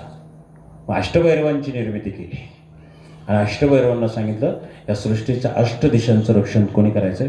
तुम्ही करायचं आहे. कारण मी सृष्टीचं दायित्व सोडून दिलंय, याचा अर्थ पूर्णपणे बाजूला झालो असं नाही, कोणीतरी ते दायित्व घ्यायचंय, ते सांभाळायचंय. भैरवनाथावर ही सगळी जबाबदारी, 8 दिशा त्या ठिकाणी तुम्हाला सांभाळायच्या. म्हणून अष्टभैरवांची निर्मिती केली. आणि मग त्याच्यानंतर हा जो अतिकाय नावाचा असुर होता, स्वर्गावर आक्रमण केलं, सगळीकडे देव त्या ठिकाणी बंदीखान्यात ठेवण्याचा प्रयत्न केला. आणि मग शेवटी देवांनी महादेवाची उपासना केली, पण महादेव काय ध्यान अवस्थेमधून बाहेर यायला तयार नाही. शेवटी सगळ्या देवांनी विचार केला, आता आपल्याला एकच त्रात आहे, तो म्हणजे भैरवनाथ. भगवान श्री हरिविष्णू सहित साऱ्यांनी भैरवनाथाची आराधना केली. ओम भैरवनाथाय नमः, सगळ्यांनी उपासना सुरू केल्या. पण या दरम्यानच्या कालखंडामध्ये या सुतपकाकडे गेल्यानंतर त्याला मारणार, तिथे आदिमाया प्रकट झाली आणि आदिमायाने प्रकट झाल्यानंतर सरस्वतीच्या रूपात प्रकट झाल्या आणि तंबोरा छेडला आणि इतके सुमधुर स्वर बाहेर काढले. ते मधुर स्वर पाहिल्यानंतर कोणी पण मग्न होईल अशा परिस्थितीमध्ये. पण त्याच्या राज्यामध्ये एक प्रथा होती. म्हणजे हिरण्यकश्यपूच्या राज्यात जसं होतं देवाचं नाव घेऊन द्यायचं नाही, तसं त्याच्या राज्यामध्ये संगीताला बंदी होती. संगीत वाजू द्यायचं नाही. मग त्याला ते आवाज सहन होईना, मग तो आवाजाच्या दिशेने कानावर हात ठेवून जात राहिला. तिथं पाहिला आदिमायचं सुंदर स्वरूप पाहिल्यानंतर, कसलाही गडी असू द्या, सुंदरबाई पाहिलं बिघडतो. मी गड्याबद्दल बोलतो. मग सुंदर आदिमाया हो, तिच्यापेक्षा सौंदर्य कोणाचंच नाही. त्याचं ते सौंदर्य सगळं पाहिलं आणि हा पागल झाला. ते बंद करायला आला होता तो तंबोरा. तो म्हणला बजाव बजाव, अच्छा बजाती आहे. त्याने मोहिनी त्यांच्यावर टाकली. तो म्हणाला तुझशी शादी करूंगा. अर्थात शुक्राचार्याने प्रचंड विरोध केला. म्हणला हे आदिमायेचा खेळ आहे, मायेच्या कचट्यात तू सापडला तर बाहेर येऊ शकत नाही. शुक्राचार्याने प्रचंड विरोध केला. तो म्हणला गुरुजी तुम्ही येडे झालात, अशी बायको परत भेटायची नाही. मी मेलो तरी चालेल पण हिच्या संग लगीन करूनच मरण. मग त्याने डायरेक्ट मागणी घातली आईसाहेबांना. ते म्हटलं मी लग्न करायला तयार आहे, पण मी पळून जाणाऱ्यांपैकी नाही, मला आईबापाला विचारावं लागेल. म्हणले मग बोलवा आईबाप. म्हणले आईबाप उद्या येतील. तोपर्यंत प्लॅनिंग करण्यासाठी वेळ मागवला. आईबाप आली. आता आदिमायेची आईबाप आहेत होती, ती काल्पनिकच आहे. आले आणि आल्यानंतर आईबापाने सांगितलं तुला हा पसंत आहे ना? म्हणले हो पसंत आहे. याच्यासाठी तर मी उभं आयुष्य घालवलं. अर्थात घालवलं होतं का? नव्हतं. मग म्हणजे त्यांची चरण पूजा करा. त्यांनी आणली फुलाशी आणि त्यांच्या चरणावर वाहिली. चरणावर वाहिल्या वाहिल्या फुलं जळून गेली. त्याच्याकडं पुण्याचं बळ काय होतं? सूर्याचं तेज मिळालेलं होतं. सूर्याचं तेज एवढं की जळून गेले नाही सगळी फळं. आदिमायाने सांगितलं मी काही तुमच्याशी लग्न करू शकत नाही. म्हणजे का? काय झालं? जर फुलं जळतात तर मी तुमच्या बरोबर मिलन करायला आले, मी जगेल का? माझी राख होईल. मग अडचण, याला मारण्यासाठी अडचण काय होती याच्यातलं तेज घालवायचं. आदिमायाने सांगितलं या तेजाचा जोपर्यंत त्याग होत नाही तोपर्यंत मी विवाहबद्ध होत नाही. माझं तुमच्यावर प्रचंड प्रेम आहे. अशी खोटी नाटी प्रेम आजही आहेत बरं का. आदिमायाने सांगितलं माझं तुमच्याशिवाय मी दुसऱ्याचा विचारच करू शकत नाही. हे पागल झालं. खरंच ही माझ्याशिवाय दुसऱ्याचा कोणता विचारच करत नाही. मग त्याने म्हणलं मग मला काही वर्षाचा कालावधी द्या, मी पुन्हा तपसाधना करतो आणि तेजाचा त्याग करतो. म्हणजे तेवढा वेळ नाही, 2च दिवस बघा जमलं तर करा, नाही तर मग मी दुसरा पकड. म्हणलं दुसरं पकड. म्हटलं हां. मग यांनी सूर्यनारायणाची उपासना केली. म्हटलं तुमचं तेज परत घ्या. ते म्हणले बघ परत मिळणार नाही. नाही म्हणला तुमचं तेज मी परत कधी आणीन, नाही तर नाही, पण अशी बायको परत भेटेल का? नाही भेटायची. म्हणलं ते घेऊन टाका. तेज गेल्यानंतर याला मारणं सोपं झालं. तर तोपर्यंत सर्व देव भैरवनाथाची उपासना करत होते. आणि ह्या सगळा प्रकार होईपर्यंत मध्ये जो 2 दिवसाचा तो वेळ मागितला होता आदिमायाने, तोपर्यंत भैरवनाथाचा आणि आदिमायेचा खूप मोठा संवाद येतो. सांगायला आपल्याकडे एवढा वेळ नाही. आणि भैरवनाथाला सांगितलं ज्या क्षणाला याचं तेज लोप पावल, लोप पावल्याबरोबर तो माझ्याशी विवाह करायला त्या ठिकाणी आग्रह करेल, जबरदस्ती करेल.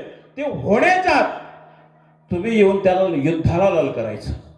तू लय सामर्थ्यवान आहे, त्रैलोक्यात तुझं राज्य आहे, तुझ्यात हिंमत असेल तर मला जिंकून दाखव, तर तुला त्रैलोक्याचा राजा समज. 2-3 वेळा उकसवल्या. मग म्हणाल लग्न थोडा वेळ थांबितो, बघतोच तू. ते म्हणलं मी तेवढ्याचीच वाट बघू नये. भैरवनाथाने आपलं खडग हातामध्ये घेतलं आणि हर हर महादेवचा आवाज टाकल्याबरोबर दोघांमध्ये एवढी जुंपली आणि जुंपलं. युद्धाचं वर्णन पण लय मोठं आहे, पण आता कीर्तनात फास्ट युद्ध करायचं असतं, जास्त वेळ युद्ध लांबवायचं नाही. खडगाचा घाव घातल्याबरोबर तेज नसल्यामुळं तो तेजहीन झाला आणि खडगाचा घाव प्रवाही ठरला आणि अतिकाय त्या ठिकाणी रक्ताच्या थरवड्यात कोसळला गेला. आणि सृष्टीवर आलेलं सगळ्यात मोठं संकट भैरवनाथाच्या कृपेने दूर झालं. बोला भैरवनाथ महाराज की जय. विठाला विठाला.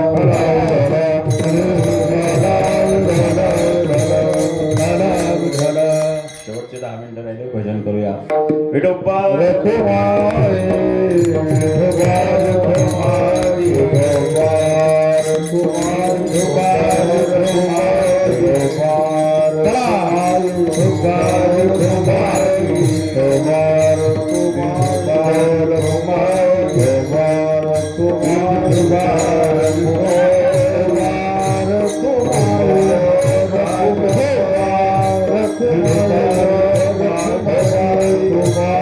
Bye.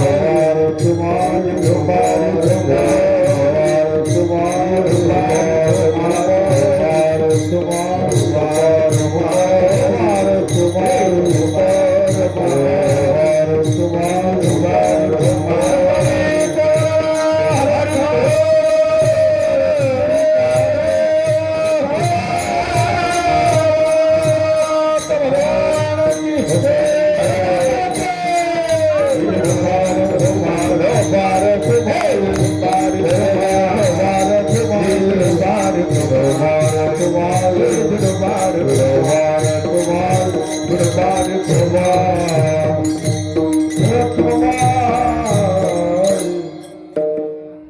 महाराजांनी सांगितलं की ही माया एवढी दुर्धर आहे की याच्यात जर आम्ही गोवलं गेलो तर सुटका होत नाही. बघा, ज्याचं त्रैलोक्यावर अधिकार सुराचं त्रैलोक्यावर राज्य होतं, पण मायेच्या कचाट्यात सापडला, मरावं लागले पण बाहेर पडता आलं नाही. शुक्राचार्याने सांगितलं, माझं ऐकलं असतं तर मी आला नसता. मी सांगत होतो आदिमायाचा फेर आहे, तो सापडलाय त्याच्यातून बाहेर आहे, पण त्याने गुरुचं सुद्धा ऐकलं नाही. मायेच्या अधीन झालेली माणसं कोणाचंच ऐकत नाही. तो आधी काही असुर असू द्या, नाही तर तुमच्या आमच्यासारखे पामर असू द्या, एकदा घरकड्यात सापडला का तो बाहेर पडत नाही. मग जी अधिकायची अवस्था आहे ती आमचीसुद्धा अवस्था होऊ शकते. आणि म्हणून महाराज सांगतात की ही माया अशी दुर्धर आहे का ती भगवंतापर्यंत आपल्याला जाऊ देत नाही. पण महाराज म्हणाले त्यांचं दर्शन आम्हाला झालेलं आहे, आणि म्हणून दुसऱ्या चरणामध्ये त्याचं वर्णन. दुर्धर हे माया न होय सुखा. दुर्धर हे माया न होय सुखा. दुर्धर हे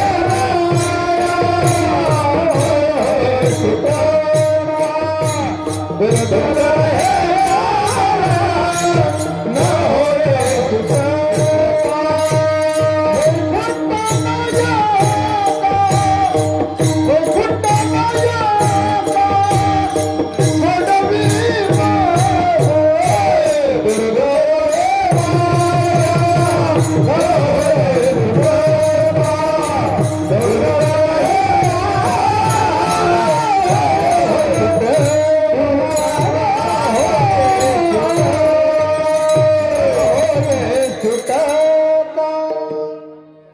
सात आठ मिनटं माझ्याकडे शिल्लक आहे, तेवढे संभाजीराजांसाठी देतो आणि सेवा थांबवतो. बघा, उद्या त्यांचा बलिदानाचा दिवस आहे. उद्याचा दिवस असा आहे की ज्या साखळदंडामध्ये महाराजांना जखडलेलं होतं, ते साखळदंड दिल्लीवरून तुळापूरला आणले जातात दरवर्षी, तर ते पाहायला मिळतात. ते साखळदंड असे आहेत, एरवी तुम्ही साखळदंड पहा, त्याची तोंड जोडलेली असतात, म्हणजे फक्त वळवलेली असतात, पण ते साखळदंड जोडलेले आहेत. का जोडलेले आहे माहिती आहे का? संभाजी महाराजांच्या बाहुबलामध्ये सामर्थ्य किती आहे औरंग्याला चांगलं माहीत होतं. आणि साखळदंडात संभाजी महाराजांना जखडलेलं असताना तो औरंगजेब त्या चांगलं खांबा इतकं लांब बसलेला होता. 15 हाताचं अंतर ठेवून तिथून बोलायचं, किंवा संभा इस्लाम कबूल करते का? संभाजी महाराज म्हणाले, अरे बापाच्या पोटची अवलाद असेल तर जवळ येऊन बोलून दाखव, मग या शिवपुत्रात सामर्थ्य काय आहे तुला दाखवून दे. अरे साखळदंडा तरी जखडलेला असताना तुझ्या चिंधड्या करून टाकी. दारिष्ट नाही झाला औरंगजेबाचं, तिथूनच बोलायचं. पण सजेचा अंमल ज्या वेळेला सुरू झाला, देहाचा एक एक अवयव दिला महाराजांनी. पाहायला डोळे राहिले नव्हते, बोलायला जबान राहिलेली नव्हती. स्वतःच्याच रक्ताचा अभिषेक स्वतःच्या अंगावर होत होता. आणि अशा अवस्थेमध्ये अचानक वाऱ्याची झुळूक आली, आणि ती वाऱ्याची झुळूक महाराजांच्या अंगाभोवती गिरटे घालू लागली. क्षणभर असं वाटून गेलं की आमच्या आबासाहेब आम्हाला भेटायला आले. आबासाहेब तुम्ही आलाय हो, पण आबासाहेब तुम्हाला पाहण्यासाठी तुमच्या या शंभू बाळाला डोळेच राहिले नाही हो आबासाहेब. सांगा ना आबासाहेब, कसं पाहावं एका लेकराने आपल्या वडिलांना? नाही पाहू शकत तुमचं शंभू बाळ. तुम्ही आम्हाला साथ घालताय. शंभू बाळ, शंभू बाळ, शंभू बाळ, शंभू बाळ. पण आबासाहेब, तुम्हाला साथ घालण्यासाठी तुमच्या या शंभू बाळाच्या मुखात जबानच राहिले नाही हो आबासाहेब. सांगा ना आबासाहेब, कशी साथ घालावी एका पुत्राने आपल्या वडिलांना? सांगा आबासाहेब. आग्राहून येत असताना तुम्ही तुमच्या हाताच्या बोटाला फोटो धरून घेऊन आला, पण आबासाहेब त्या हातांना बोट सुद्धा राहिले नाही आबासाहेब. तुम्ही आवाज आलिंगन देता आबासाहेब, पण तुम्हाला आलिंगन देण्यासाठी तुमच्या या शंभू बाळाला हात सुद्धा राहिले नाही आबासाहेब. सांगा रामासाहेब, कसा लिंगण द्यावं एका पुत्राने आपल्या वडीला?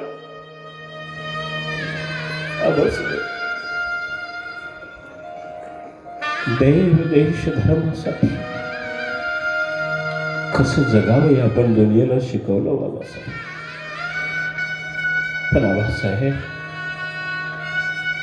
देव देश धर्मासाठी, बाबासाहेब धर्मासाठी कसं मरावं हे तुमच्या शंभूभावाने दुनियेला शिकवलंय बाबासाहेब.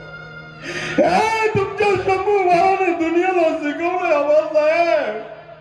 आबासाहेब बाबा, उनका व्यक्त करायला मुक्का जवळ नव्हते. अश्रू ढाळला मुलामध्ये डोळे सुद्धा नाही. आबासाहेब, आपण निर्माण केलेलं हे हिंदवी स्वराज्य ते राखण्यासाठी आम्ही आमच्या रक्ताचा अभिषेक घालतो. या हिंद भूमीला मुक्त करण्यासाठी अन्याय अत्याचारातून तुमचा हा शंभूगा एक गाव नाही, अशा हजार स्वतःच्या रक्ताचा अभिषेक या हिंद भूमीला खाली लावा साहेब. हजार गाव अभिषेक. आबासाहेब, आपण निर्माण केलेलं हे हिंदवी स्वराज्य देव देश धर्माचं नीतीचं न्यायाचं अधिष्ठान असलेलं हे हिंदवी स्वराज्य, या स्वराज्यासाठी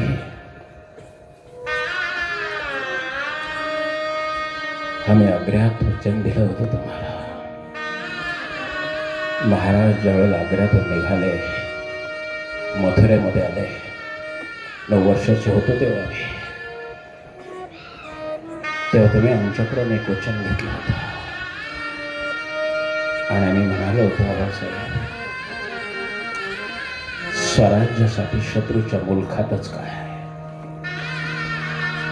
पण प्रसंगी या हिंदवी स्वराज्यासाठी, देव देश धर्मासाठी हा तुमचा शंभूबा त्याची सुद्धा पर्वा करणार नाही, अध्य सुद्धा समर्पित करायला मागे पुढे पाहणार नाही. आग्र्यात बापाला दिलेलं वचन इथे तुळापूरला येऊन खरं करून दाखवलं. आमच्या शंभूराजे खरं करून दाखवलं. त्या पिता पुत्रांच्या योगदानामुळे आज आमच्या रावळातला कळस दिसतो.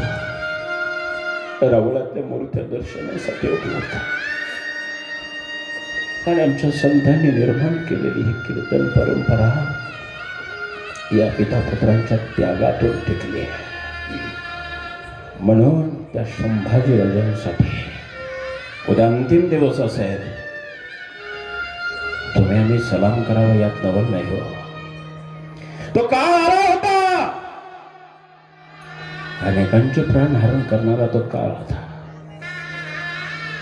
तो काळ आला आणि संभाजी राजांच्या चरणाजवळ बसला होता. रोज वाट पाहतोय. आमचे तुकोबराय वर्णन करतात, तो काळ माझ्या संभाजी राजाचा गुलाम झाला होता. अरे काळ गुलाम करी सलाम. काळाने 39 दिवस संभाजी राजांना सलाम ठोकला. आजपर्यंत अनेकांचे प्राण हरण करायला आलो, पण मला ताकद बसावं लागलं नाही. विचार करा, 39 दिवस किती नसाकट झाले असतील, किती रक्त वाहून गेला असेल, पण तरी सुद्धा काळाला झडप घालता आली नाही. काळाला गुलाम करणारे शिवपुत्र शंभूराजे काळाला गुलाम. म्हणून त्यांचा त्याग, समर्पण, बलिदान हे आमच्या हिंदू धर्मासाठी श्रेष्ठ आहे. त्याने जर धर्मासाठी एवढं आयुष्यपणाला लावलंय, आम्ही आमच्या जीवनातला थोडाफार काळ धर्मकार्यासाठी समर्पित केला पाहिजे. गरज आहे ती राष्ट्राची, आज गरज आहे ती धर्माची, गरज आहे ती देवतांची. प्रत्येक वेळेला देव अवतार घेणार नाहीत. प्रत्येक वेळेला राजे जन्माला येणार नाहीत. दिले आम्हाला राजांनी स्वराज्य निर्माण करून. दिले भगवान श्रीकृष्णाने हिंदवी स्वराज्याची त्या ठिकाणी हिंदू धर्माची पुनर्स्थापना करून तदनंतर छत्रपतीने हिंदवी स्वराज्य निर्माण केलं. आम्हाला ते निर्माण नाही करायचं.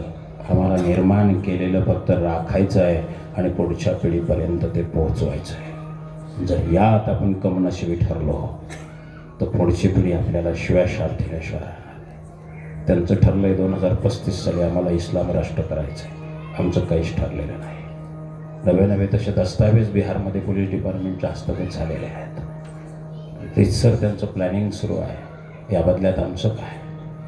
आम्ही जातीपातीत विभागलो गेलो, पण आम्ही हिंदुत्व विसरलो. बघा, दिवा असतो, समय असते, 5 वाती असतात, 7 वाती असतात, पण वाती किती जरी असल्या तर समय असावी लागते. तेव्हा वातीला किंमत आहे. अरे धर्म असेल तर जातीला किंमत आहे, लक्षात ठेवा. नाही तर जातीला किंमत नाही. धर्म जपा, जातीचं सामर्थ्य आपोआप राहील, पण धर्म महत्वाचा आहे. ज्ञानोबराय सांगतात, तैसा स्वधर्म जरी लोपला तरी सर्व सुखाचा थारा मोडीला. जैसा दीपासवे जाय प्रकाश. दिवा मालवल्यानंतर लागलीच अंधार येतो. असं ज्ञानोबराय सांगतात, धर्माचं अस्तित्व ज्या क्षणाला संपुष्टात येईल त्या क्षणाला पारतंत्र्य मानगुटीवर बसलेला असं लक्षात ठेवा. आणि म्हणून संभाजी महाराजांचं बलिदान, छत्रपतींचा त्याग, जिजाऊ माँसाहेबांचं योगदान, या गोष्टींचा आम्ही सातत्याने विचार डोक्यात ठेवला पाहिजे. तर आमचं अस्तित्व पुढच्या पिढीचं राहील, अन्यथा राहणार नाही. उशीर झाला आहे, अजून उशीर होऊ देऊ नका. आज आमचा हिंदू समाज म्हणायला 100 कोटी आहे, पण त्यातले 50 कोटी त्यांना धर्माचं काही पडलेलं नाही. 50 कोटी समाज झोपलेला आहे. 50 कोटी जो जागा आहे तर 50 कोटीमधला फक्त 25% समाज हा धर्मासाठी थोडासा वेळ देतोय. 25% बॉर्डरवर आहे, इकडे का इकडे, अशी परिस्थिती आहे. बेरजेला 100 कोटी असून उपयोगाचं नाही. किती आहेत हे महत्त्वाचं नाही, किती सोबत आहेत हे महत्त्वाचं आहे. आणि म्हणून धर्मासाठी जीवन जगणं इथून पुढची काळाची गरज आहे. तर सप्ताहाला किंमत आहे, तर रावळाला किंमत आहे, तर अंगणातल्या तुळशीला किंमत आहे. नाही ती किंमत संपुष्टात यायला फार वेळ लागणार नाही. अजून उशीर होऊ देऊ नका. झाला इतका पुष्कळ आहे. आणि म्हणून उद्याचं संभाजी महाराजांना जे बलिदानाचं जे काही सलाम द्यायचं आहे, मानवंदना द्यायची आहे, ती मानवंदना हीच असावी की माझ्या राहिलेल्या आयुष्यामध्ये मी थोडा वेळ का होईना धर्मासाठी देईन. माझ्या एकूण उत्पन्नातला थोडा का होईना पैसा मी धर्मकार्यासाठी खर्च करेन. एवढं जरी आपण करायला सुरुवात केली, बरंच काही होईल. काही लोक म्हणतात माझ्या एकट्याने काय होणार आहे. जर तुमच्यासारखं शिवाजी महाराज जर म्हणाले असते तर माझ्या एकट्याने काय होणार आहे, तर हे स्वराज्य निर्माण झालं नसतं. एक शिवाजीराजा जर एवढं सगळं बदलू शकतो, आम्ही का बदलू शकत नाही. म्हणून आदर्श या 2 पितापुत्रांचा घ्या आणि आयुष्यामध्ये थोडा तरी वेळ आपण राष्ट्रासाठी जगलं पाहिजे, धर्मासाठी जगलं पाहिजे, देवासाठी जगलं पाहिजे. आपल्या गावात सरपंचांनी किंवा तुम्ही सगळ्या गावकऱ्यांनी मिळून छत्रपतींचं एक भव्य अश्वारूढ या ठिकाणी स्मारक केलं. गावाला मनापासून धन्यवाद देतो. पण छत्रपती गावात आणले, गावाच्या वेशीवरच ठेवले. त्यांना येऊ द्या माणसात. अजूनही त्यांनी तुमचं रक्षण करावं का? त्यांचा आदर्श आम्ही रोज घेतला पाहिजे. मला सांगा, अतिशय देखणं सुंदर त्या ठिकाणी स्मारक आपण उभं केलं आहे, पण खरं सांगा किती जणांनी महाराजांना मोजरा घातला हो? रोज मरू द्या, पण निदान शिवजयंतीच्या दिवशी तरी काय कुठं स्मरणात राहिले आमच्या छत्रपती, ते राहणं गरजेचं आहे. आणि छत्रपती ज्यांच्या स्मरणात राहतात ती माणसं कुठल्याही गोष्टीत अयशस्वी होऊ शकत नाही. लक्षात ठेवा. एका सुभाषितकारांनी लिहून ठेवलंय, छत्रपतींचं स्मरण हे राष्ट्राचं जीवन आहे आणि छत्रपतींचं विस्मरण हे राष्ट्राचं मरण आहे. लक्षात ठेवा. एकदा आमचा देश विसरला महाराजांना. 150 वर्ष इंग्रजांनी राज्य केलं आणि 150 वर्षानंतर पुन्हा स्मरण झालं छत्रपतींचं. पुन्हा देश आझाद झाला, या व्यक्तिमत्वामुळे आझाद झाला. लक्षात ठेवा. लोकमान्य टिळकांना त्या ठिकाणी छत्रपतींचं स्मरण झालं, सुभाषचंद्र बोसांना स्मरण झालं, आपल्या बाबूगिरांना सुद्धा स्मरण झालं. लक्षात घ्या. ते काही काही लोक म्हणते बाबू गेलो गांधीजीचा त्याला जीवावर नाही उठत, एक कान पडत खाली दुसरी खातो बाजूला होतो. जीवावर उदार होणारे बाबू गेलो होते, लक्षात ठेवा. ते छत्रपतींचे पायी होते, हे समजलं पाहिजे. हुतात्मा राजगुरू आमच्या शेजारचे भगतसिंग कोणाचा आदर्श घेतला? छत्रपतींचा आदर्श घेतला. छत्रपतींचं स्मरण झालं म्हणून पुन्हा देश आझाद झाला. म्हणून लक्षात ठेवा, छत्रपती म्हणजे आमच्या जीवनातला अविभाज्य घटक आहे. त्यांचं विस्मरण आम्हाला तरी परवडणारं नाही आणि ते परवडणार सुद्धा नाही. म्हणून त्यांचं स्मरण व्हावं आणि त्याप्रमाणे आमचं आचरण व्हावं राष्ट्रासाठी, धर्मासाठी आणि देवासाठी. आजच्या कीर्तनातून एवढा संदेश जरी तुम्ही सगळे घेऊन गेलात तर माझं कीर्तन खऱ्या अर्थाने फलद्रूप झालं असं मी म्हणायला, लक्षात ठेवा. आणि म्हणून तुकोबराय सांगतात की खऱ्या अर्थाने असं जीवन जेव्हा जगतो ना आपण, ईश्वराची काही कोणाची प्राप्ती आम्हाला होऊ शकते शेवटच्या चरणामध्ये. कमणे तुझ झाले आदर्श, कमणे तुझ झाले आदर्श, तुकामणे तुझे झाली आदर्श, तुकामणे तुझे झाली आदर्श.